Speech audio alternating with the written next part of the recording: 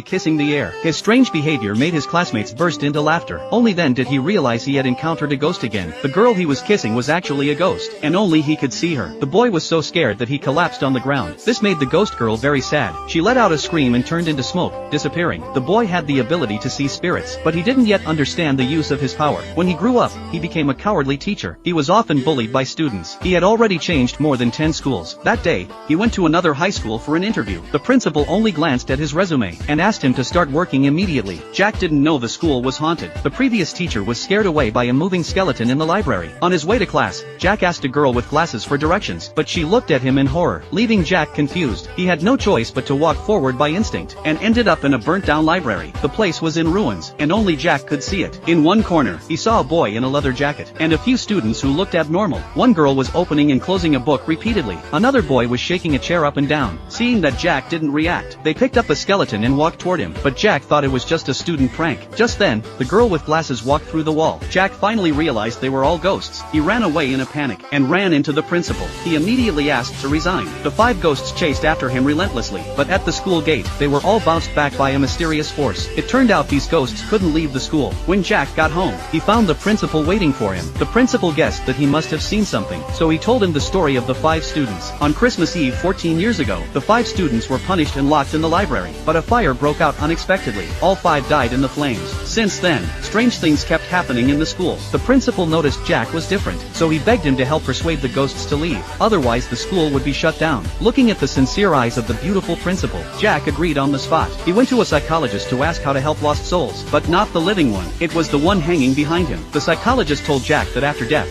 people turn into ghosts, usually because they have unfinished wishes. The reason these students refused to leave was probably because they hadn't graduated, so Jack had to find a way to help the 5 ghosts complete their final exam.